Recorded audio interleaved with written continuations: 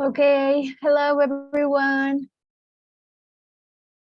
Um, Thank you so much for being here today. Let's just give a couple of minutes so everyone can join.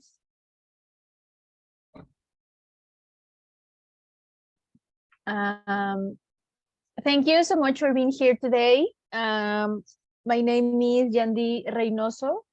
Some of you know me, some of you don't know me. I am an Education USA advisor and I am based in Mexico City.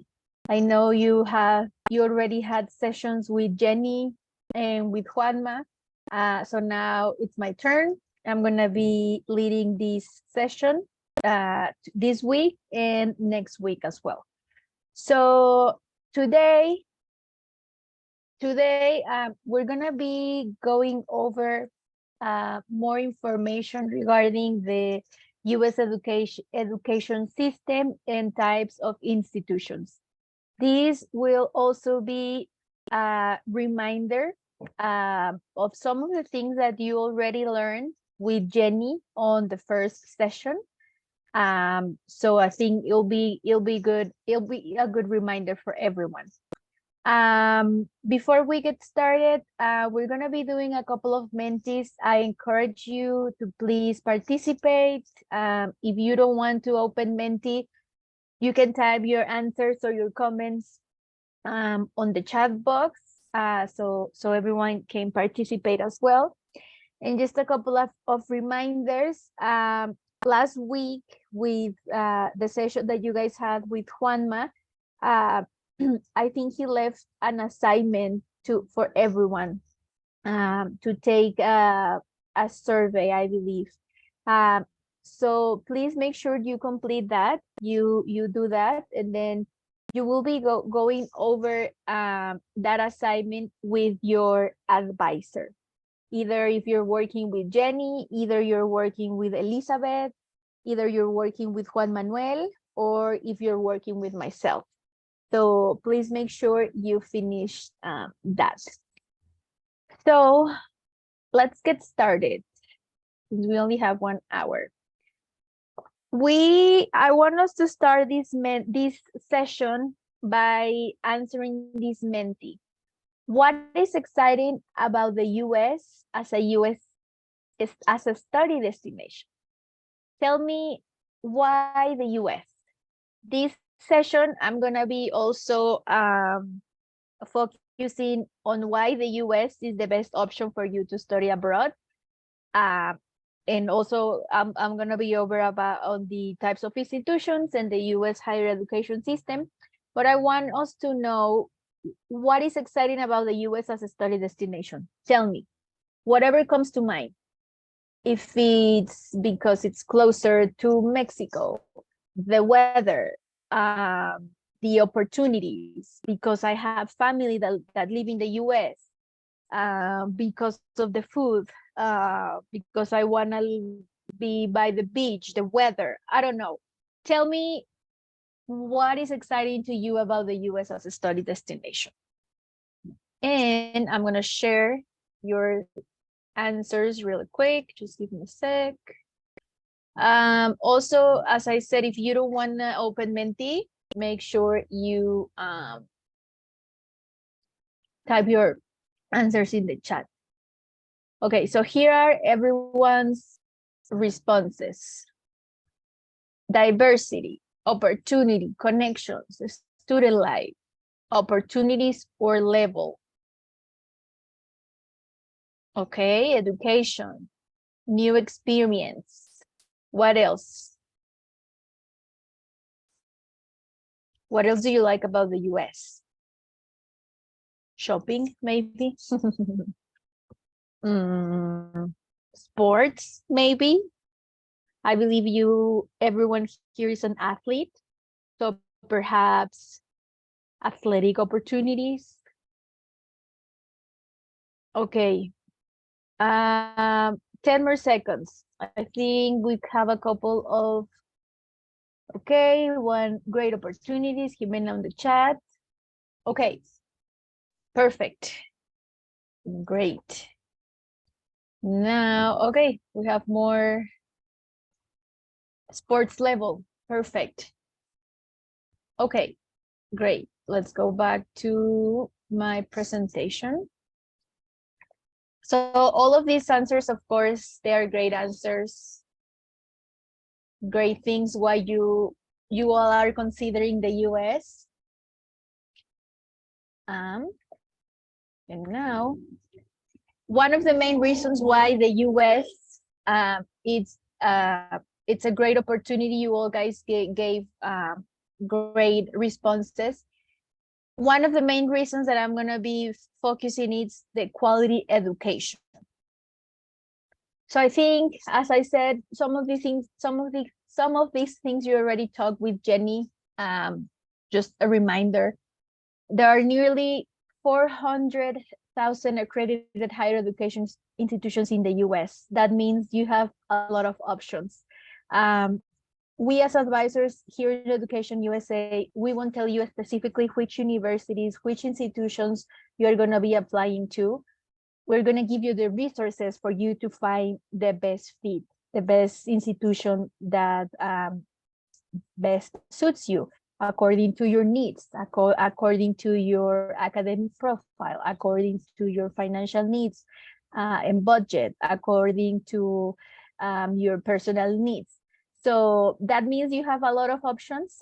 I know some of you already have a few options in mind, and I'm pretty sure they are the schools that are the most competitive, the ones that have a very low acceptance rate, and that's perfect. But we as advisors are here to help you to help you define your priorities, and also to help you explore what other opportunities and what other institutions exist. I know the most of you are familiar with how the institutions or the education system in Mexico is, and it's very different in comparison to the US. So that's why these first sessions are just theory, because we want you to learn and to comprehend and to see the main difference between the two academic systems. So there also another opportunity that the US brings you is that they have unique degrees and unique institutions. So what does that mean? I think you cover a little bit in Jenny's session, something about public and private institutions. But in this session, I want to go a little bit deeper so you guys comprehend the main differences between the different kind of institutions that exist. So to study an undergraduate degree, in your case, we have public universities and private universities. Within that, we also have colleges and we also have universities. And I'm going to explain to you a little bit more about that so you know exactly what they are. So as you can see on screen, the main difference, the main difference between public and private universities and colleges in the United States, it's how they receive their funding, okay? The money that comes to the institutions. Public universities usually receive funding from the government, while private universities are funded by endowments. What does that mean? Endowments means large donations. So, and other private sources as well. So this can make a big difference when it comes to tuition. Students who live in the same state, for example, as a public university, can receive in-state tuition, which will be lower than the tuition for a student coming from another state, or in this case, from another country. So I think that's one of the main differences between the two, the funding. So in addition to a public university, in addition to receiving government funding, public universities also tend to be bigger than private institutions. Many public universities have large campuses and thousands of students. Because, going back to what I just said, because of the in-state tuition, many public universities will have a large number of local students. Some public universities are even required to accept certain percentage of students from their state in order to keep their funding, which means fewer spots might be available for out-of-state students, or in this case, for international students. So this can make public universities highly competitive as well, even though there are more students overall. And now, what is a private university? As you can see on screen, and as I said, they usually receive funding from private sources. They also tend to be a little bit smaller in comparison with public institutions. And also this means that fewer students are accepted, and also smaller classes are being held. The size of the class are smaller. So this also means that maybe fewer degrees, fewer majors, fewer professors. However, since private universities do not offer in-state tuition, they will often attract students from all over the country. Small private universities may also provide options for students looking to participate in athletics, your case, or the fine arts, since there are fewer students competing for the same opportunities. So these are some of the main differences between public institutions and private institutions. I mentioned the main difference might be the funding, but of course there are other differences that I just mentioned to differentiate the two. Now, what is a college? What is a university? I know some of you might be a little bit different. What is a college? What is a university? But there's also community college. Are those the same, etc.? So as you see on screen, two definitions apply to the term college in the US. College also means a 4-year degree granting institution, an independent university, such as the College of William and Mary or Boston College. Also, a division within a university that offers courses and degrees in specialized course of study. For example, college, facultad, in this case, Ohio University College of Business. So, as I said, oftentimes schools, higher education institutions called a college, if the institution, they tend to be smaller institutions that emphasize specifically in undergraduate education. What is a university? I think that's the main difference between college and university. You learn with Jenny's session that in a university, you can also study not only an undergraduate degree, but also a graduate degree. So in a university, many schools with university in their name are larger institutions that offer a variety of both undergraduate and also the graduate programs that I just mentioned. So sometimes for us, for international students, the fact that large universities are often made of a smaller division called colleges, it's a little bit confusing. So each of these colleges, they have a specific academic focus, such as business, engineering, social work, the arts, etc. So I'm going to talk this in Spanish just so it's very clear. Un college puede ser una facultad, no necesariamente es una escuela. O sea, dentro de una universidad van a encontrar ustedes colleges, que son las facultades. Como les dije, la facultad de negocios, de arte, de social work, ingenierías, etc. Pero también hay instituciones que dentro de su nombre tienen el nombre de college, como les puse el ejemplo ahí, Boston College. Estas instituciones pues tienden a enfocarse únicamente en programas de licenciatura. Entonces, espero que haya quedado un poquito más claro.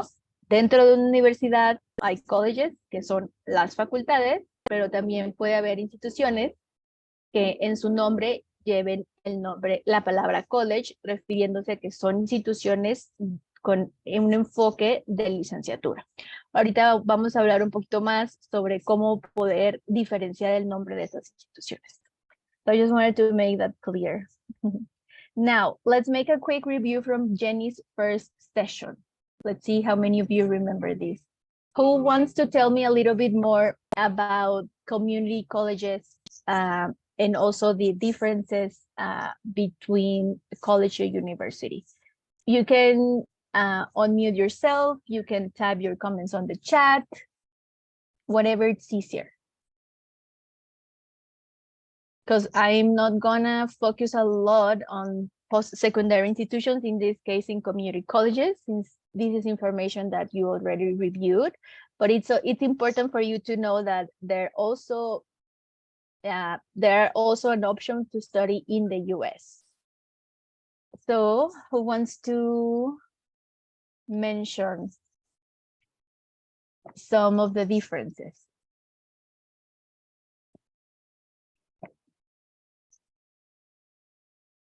Does anyone remember what is a community college?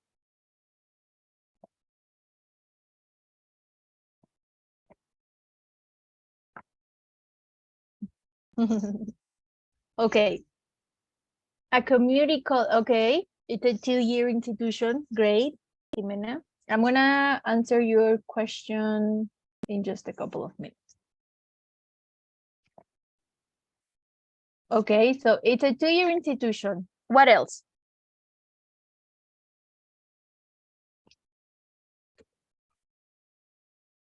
Okay, I'm gonna help you. So community colleges, most of them are public institutions. And as Jimena said, they are institutions where you can get a 2-year program. That means you can get an associate degree, complete that in 2 years, and then transfer to a 4-year institution, a college or a university, to complete the other 2 years to get your undergraduate degree. So that is called a 2+2 program. You can also study English as a second language at a community college. And community colleges are a great pathway for you to gain your 4-year degree. Why? They are easier to get into, they're cheaper. They not only offer this associate degree, they offer other short-term technical training certificate programs, etc. So community colleges are a great way for you. They're a pathway for you to get into a 4-year college or to a 4-year institution. In comparison to a college or university, we already learned what is a college, what is a university. There are colleges within universities. So at these institutions, you can study an undergraduate, but also a graduate degree. They tend to be bigger or smaller sometimes. They tend to be public or private institutions. And at the colleges or your universities, you get to experience what you usually see on TV, what you usually see in TV shows. They are bigger. There's a lot of diversity of students. You live the college experience. There are sports, student government, clubs, parties, many activities, fraternities, etc. So I think these are the main differences between the community college and also college or university. So if you start at a college or a university, you are getting a 4-year program. If you start at a community college, you are getting a 2-year program. Okay, now let's move on. So within this classification of community colleges, but also colleges and universities, there are also different type of post-secondary institutions. I think you're gonna be learning a little bit more about this when we talk about how to select your institution, but this information will get you ready for that session of researching your options. So what other types of post-secondary institutions exist in the United States? Okay, we learn about classification, public and private, great. We also learn about another classification, a community college, or a college or a university, great. But there are also a few other things that you can learn and you can take into consideration when researching and and learning about what institutions exist. So some of these things you all should be thinking about when doing your research. You should be thinking about the academic focus. Somebody asked on the chat if public institutions also have liberal arts program. Yes, I'm going to talk about liberal arts program in just a second. So the institutions, even if it's a public or if it's a private institution, they tend to have an academic focus. They tend to have, if it's a liberal art, but they are also, they can be institutions who also can focus on science and technology or specialty fields or vocational fields. Also, we learn a little bit more about public and private, how the funding comes through that. But also, you also should be thinking about the size of the institution, the number of programs offered, the number of students enrolled. I told you a little bit more about how public and private institutions differ in this. They might be in a private institutions, there might be a larger options of degrees offered or students enrolled. But there are also different type of institutions that they have a special mission. That means that they have a specific population. There can be universities or colleges that are only for women, only for girls. There are also institutions that are only for men, only for boys. There's also some institutions in the US that are that have a religious affiliation. Catholic universities, Christian universities, Mormon universities, Baptist universities, Lutheran universities, you name it. So they have a religious affiliation. That means that not necessarily are specifically for these religions. I mean, everyone's welcome to attend, but they have a special mission, and probably most of the population will be affiliated to that religion. They are also institutions who are historically Black colleges and universities, HBCUs. I think we're going to be having a showcase of historically Black colleges and universities. If one of my colleagues wants to help me and wants to share the link to register to this event on the chat, I mean, you will be also getting the invitation, but if you want to check out that event that we're going to have in the next couple of weeks online, where you can learn specifically about HBCUs. They are a great post-secondary institution that they have a special mission. There also exist Spanish serving institutions. They also have tribal colleges and universities. So these are all the type of special missions, specific populations that you are interested in. You are welcome to start doing your research. There are a great opportunity also for you to learn and to see what other options exist. Also, some of the other things that you should probably be taking into consideration, it's the location. So there are institutions that are located at an urban area, suburban area, rural area. They're also divided by region or states. So I think this will be also a great opportunity for you to start learning. I know most of you might be interested in living in the city, the urban area. There are great opportunities and great colleges and great universities that might be at a rural area or a suburban area. These institutions tend to have a lower cost of living because because they are at a rural area. They're also divided, as I said, by region or by state. Also, post-secondary institutions might be divided into the prestige or the rankings. We're Education USA as advisors. We're gonna tell you to not to take a lot of consideration of the rankings. We believe, especially, I can tell you from my experience, rankings make a little bit more sense for graduate students, for master's or doctorate degrees, because, as I said, they tend to be a little bit more sense for them because of the kind of programs that are interested in pursuing, teaching, doing research, etc. Sometimes the funding comes through the rankings, etc. So I will say for your undergraduate studies, please don't pay attention a lot to the ranking. But it could be also an opportunity for you to start researching your options. Now I want to do another Menti. Tell us, what would you like to study, your career, before we move on. Tell us what you want to study. Let me open that. Okay, thank you.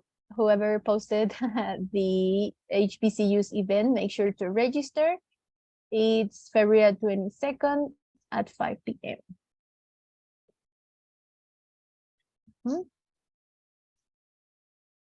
Okay, what would you like to study? Your career. Maybe if you're not very clear, I know last session with Juanma, maybe it made you a little bit more confused. That's okay. Maybe you're still deciding. That's okay. Maybe if you have more than one area of study that you're interested in pursuing, that's okay as well. Write it on the chat, on the Menti. Okay, I don't know yet. Great answer. Astronomy, finances, business, sports management, aeronautical engineering. What else?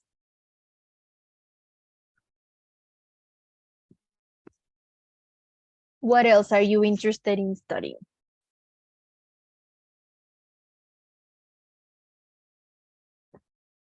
International relations, okay. Business, okay. So everyone's a little bit similar, except for the astronomy and the engineering. Marine biology, perfect. Okay. Great answers, everyone. Okay, I'm gonna go back to my session, my presentation. Okay. So another great opportunity of why I said that the US is the it's the best option for you. It's because it's flexibility in changing your path. We already talked about liberal arts. Who wants to give it a try and explain what liberal arts is? You learned this with Jenny. Juanma might mention it last week. What is liberal arts? I know it's a little bit confusing. It might be hard to understand. Who wants to maybe type it on the chat? If you want to unmute yourself.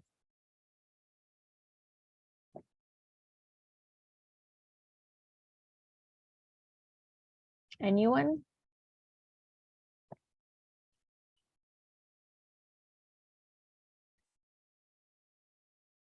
Okay, I'm gonna help you.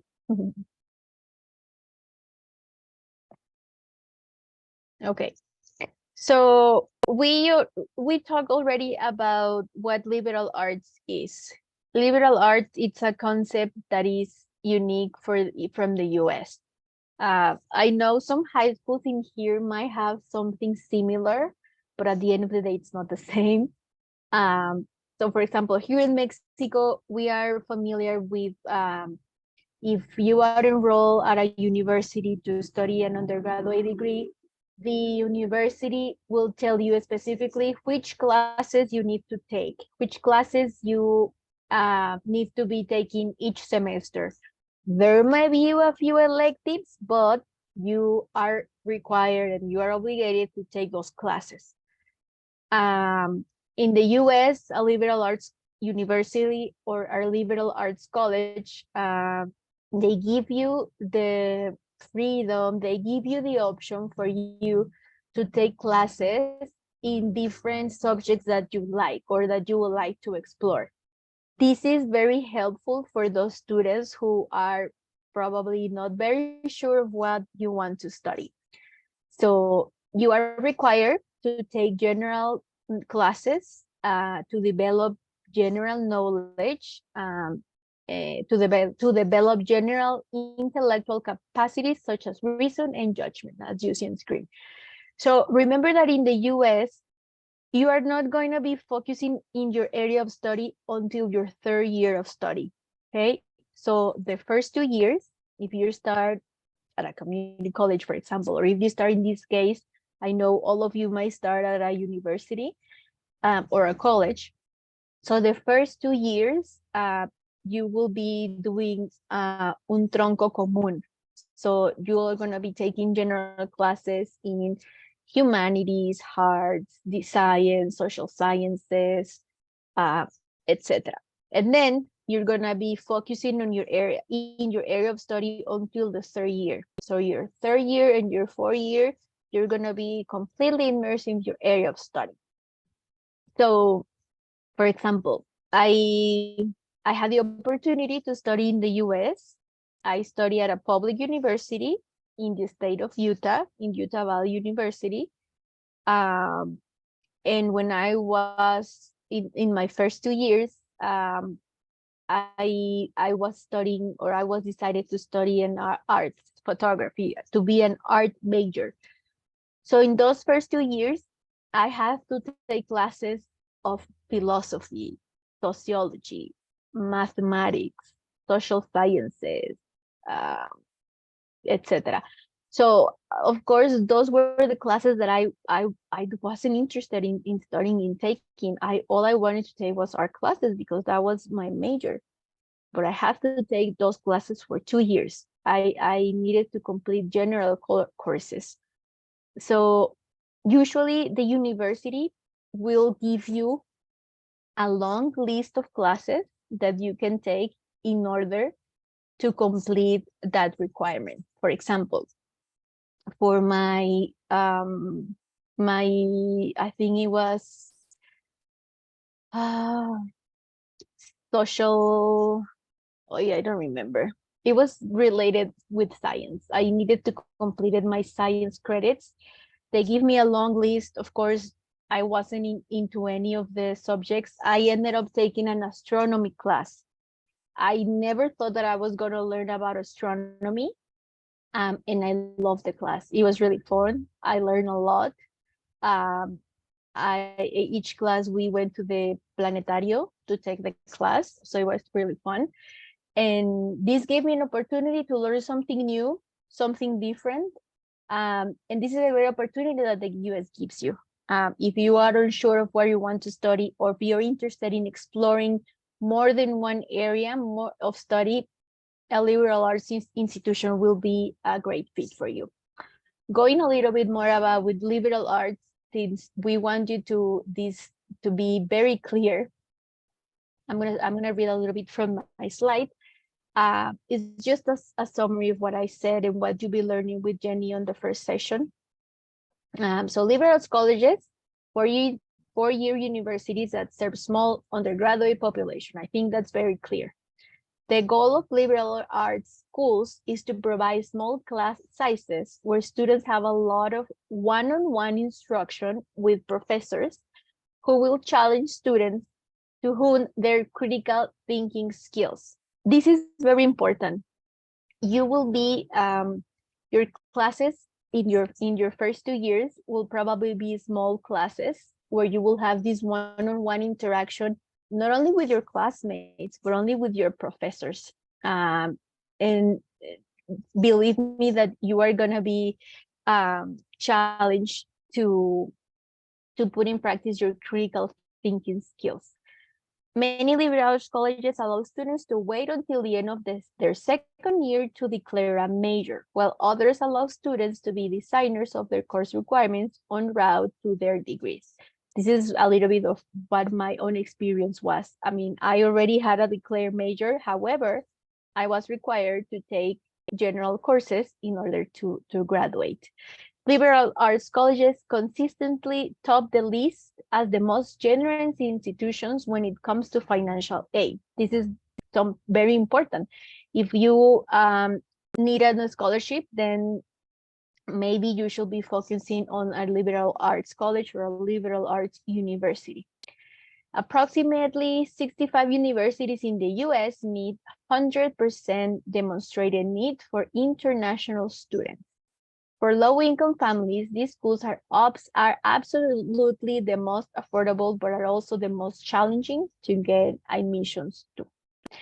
So in summary, liberal colleges, let me go back to my other slide. Liberal arts colleges or universities will give you a great opportunity to gain general intellectual capacities such as reason, such as judgment.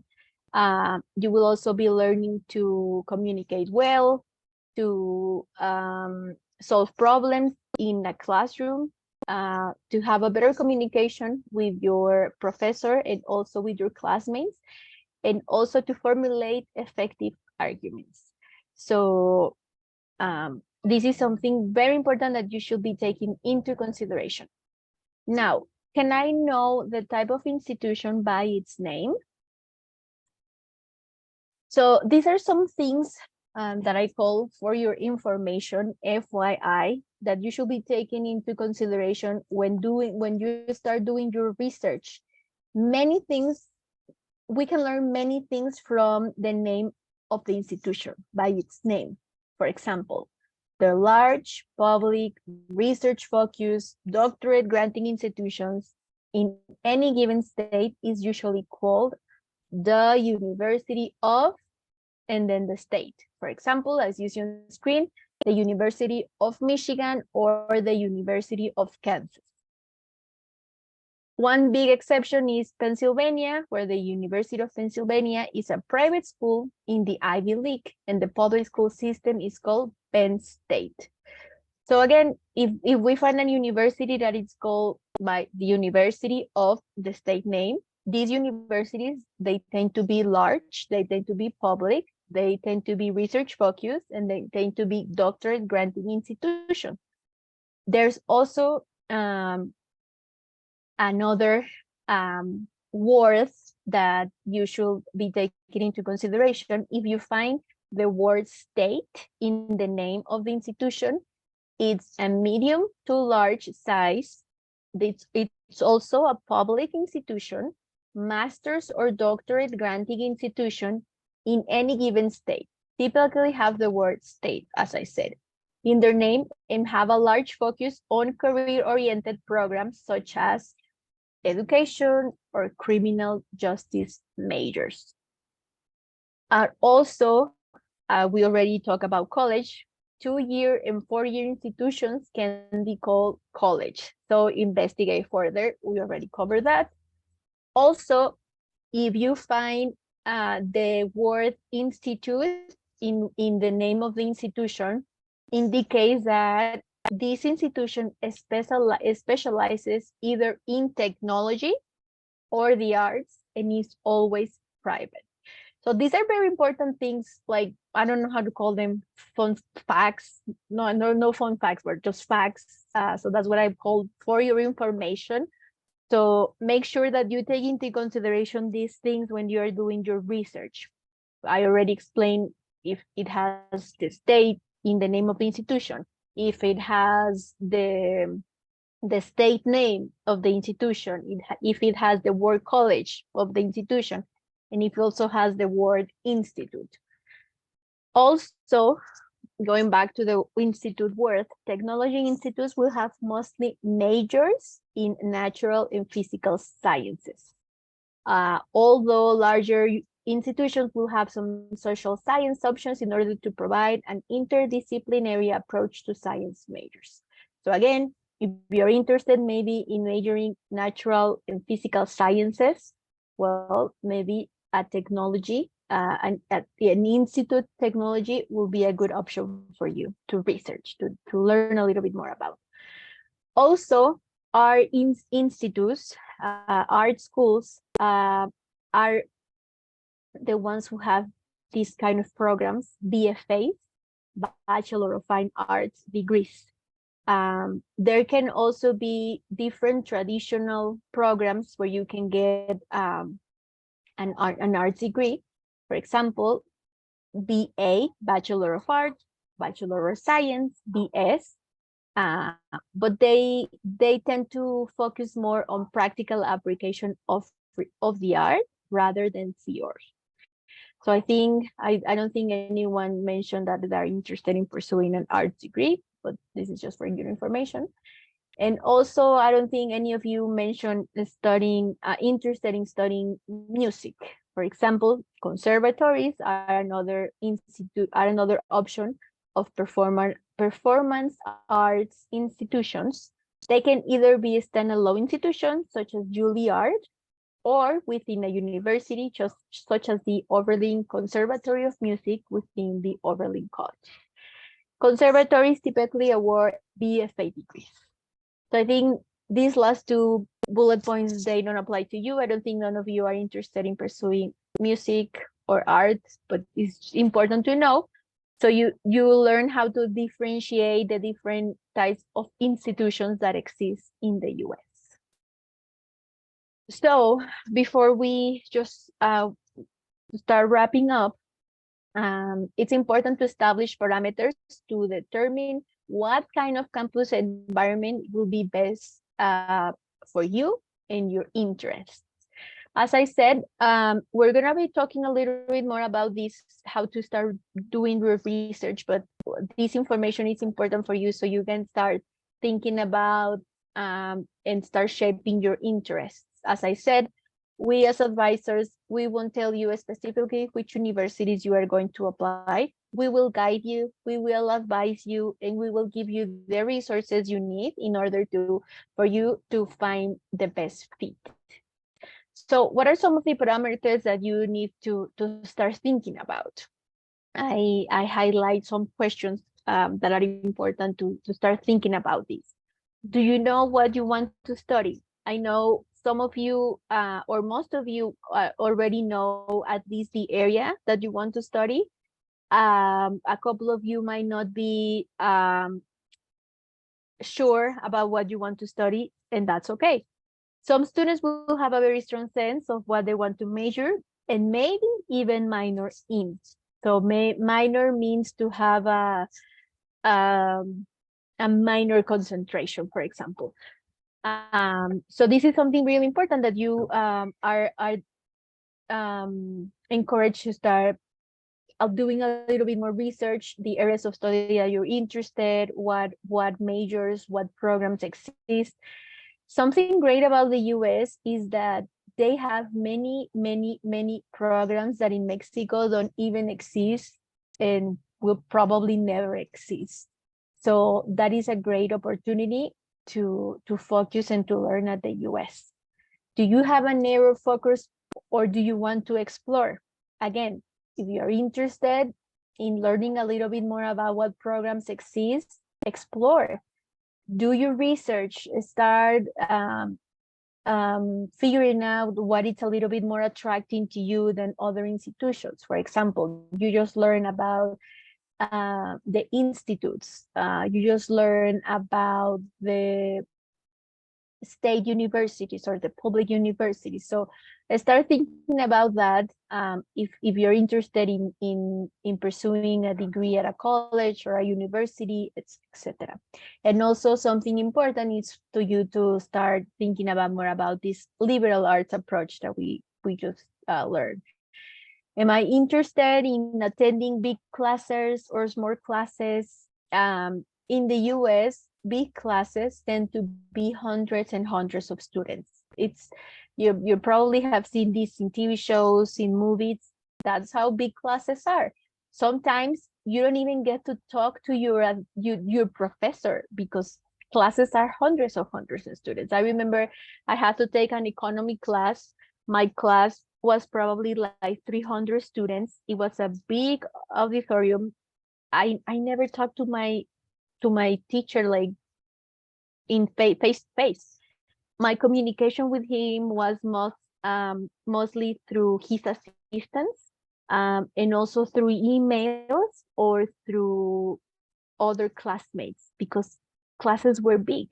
Maybe if you're interested in having that one-on-one interaction with your professor, well, you should start focusing more on doing in these institutions that offer small classes because so you can have a more intimate conversation with your professor.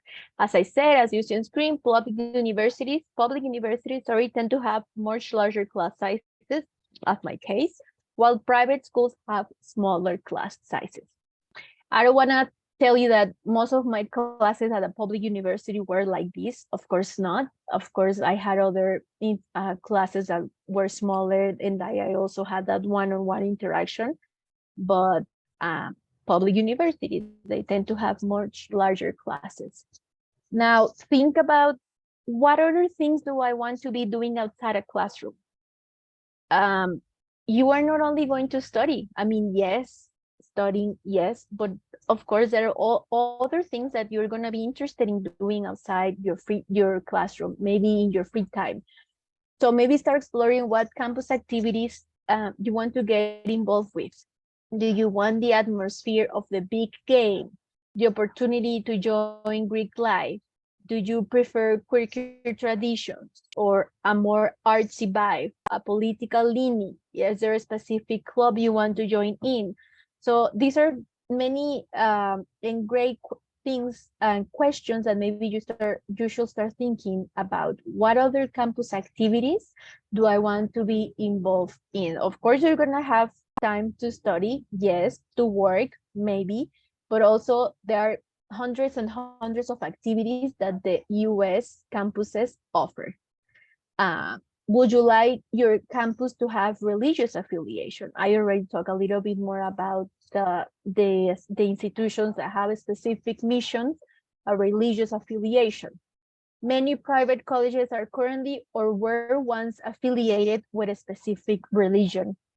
So that's something really important that you need to be thinking about. If I'm interested in pursuing an institution that is affiliated to certain religion. Also, another thing that you should probably start thinking about, would you like a women's only or an HBCU institution or a all men institution? Gender-only colleges and institutions with a strong link to the African American community began out of necessity when education was segregated by gender and race. Now these campuses with a very unique history provide a learning environment and services targeted to minorities that is not available in Mexico. So again, this is very unique to the US. So in the next couple of weeks, you're going to be learning a little bit more how to start doing your research. Now you have the basics of all the types of institutions that exist. I know, as I said at the beginning, you probably will have uh, in mind a couple of institutions, but there are more than 4,000 institutions in the US. You have many options to choose from. And last but not least, studying in the US will be a life-changing experience. I don't want to tell you a little more about my institution, but my experience, I want to share with you a quick video that showcases two international students who are also athletes as you, and I want you to learn more about their experiences. Hi, my name's Nuria Perez. I was born and raised in Barcelona, Spain. I'm 19 years old, and I'm a double major in computer science and mathematics. This is my second year here at Bethany, which means I'm a sophomore. My name is Jano Mutombo. I'm 20 years old. I'm from the Democratic Republic of the Congo. I'm a biology major, minoring in chemistry and business, and I've been in the United States for 3 years now. The way I learned about Bethany was through the basketball coach, Lyle Jones. We built up a very good relationship since the beginning, and I knew it was somewhere I wanted to be and where I would have great opportunities. I heard about Bethany through my high school. I went to a Lutheran high school in South Dakota. So since Bethany is a Lutheran college, and so they had some kind of connection where people from Bethany coming to my high school. So that's how I heard about Bethany, and I made my own research as well to actually find out what the school was about and what they had as majors and things like that. So yeah, that's how I heard about Bethany. The coaching style is also very different, and also the playing style. In Spain, the game's a lot more technical and less physical. Here, you're running up and down all the time, and it's just a very different style of playing. So when it comes to soccer, there's not really that big of a difference. It's the same sport, same rules, it's the same amount of time that we play. So I don't really see that big of a difference when it comes to soccer from the United States and my country. So back home in Spain, it's really hard to balance both university and playing basketball in a semi-professional way. That's one of the reasons why I also picked to come to the United States, because I could balance both. So even though it's hard, you'll get a lot of help from your professors and your teachers, and everyone's willing to help you succeed at both academics and sports. Back home, when you go to college, you only focus on college. They don't make it easier for students to go to college and play sport at the same time. So coming to America really was a great thing, because you can still go to college and at the same time do the sport that you like. Like me, I do soccer and go to college at the same time. So it was really nice to actually find out that in the United States you can actually go to college and do sport at the same time without any inconvenience. So playing soccer made me a better person in the sense that, for example, when I came here my first year, I didn't have that many time of playing time. So sometimes I was wondering if I should quit or give up. But after talking to the coaches and some of my teammates, they actually helped me challenge myself so I can be a better soccer player and challenging myself and not give up. So it made me a better person in the sense I didn't give up, I didn't quit. I kept pushing myself, working hard to actually prove to myself that I can actually be a good person, a better person when it comes to sports. So. And a great memory I have with them is when we went to the national tournament last year. We ended up getting to best 32 teams of the nation, which is really good. So my favorite Bethany memory was when the soccer team, we actually made it to the playoffs. That was actually a big accomplishment for not just the team, but for myself too. So yeah, that was a great time knowing that we made it to the playoffs, and yeah. An advice I give to future students is simply be you and try to get involved as much as you can, because there's a lot of great opportunities. When you come here, the first thing you should try to enjoy yourself.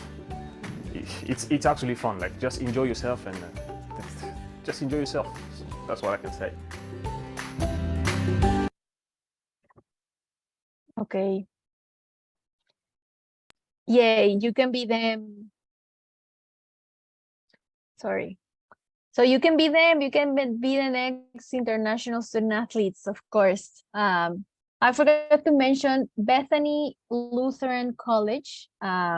It's located in Mankato, Minnesota. What can we learn from the name of the institution? There are important things in the name that you just learned today that tells you a lot about the institution. Bethany religion, yes. What does the college word tells us?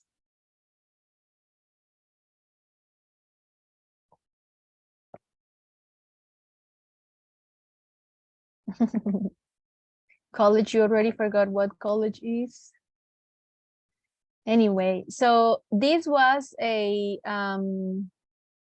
international students, again, at a private Christian liberal arts college in Minnesota, and they're also international students, and they're also athletes. So as I said, this was my example to talk a little bit more about how studying in the US is a life-changing experience. Some of the tips that they said: enjoy yourselves, try to take opportunity or of all the benefits that liberal college in the US give you. So yeah, these are some of the things that we wanted to go over today. I know we have only a couple of minutes for Q&A.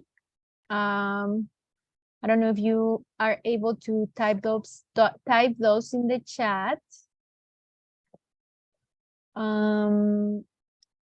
We just had the one question from Jimena. Do public institutions also have liberal arts programs? Yes.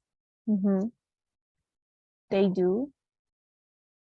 Are there any other questions? Anything that wasn't clear about what we talked today? Public universities, private universities, college, university, liberal arts,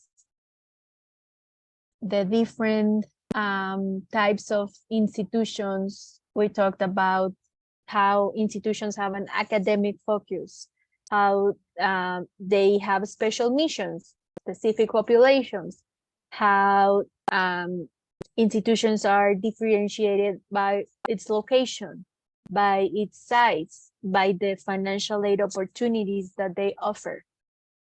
We went over a little bit more about the differences between community colleges and the word itself, college and university. Okay, I don't see any questions in the chat.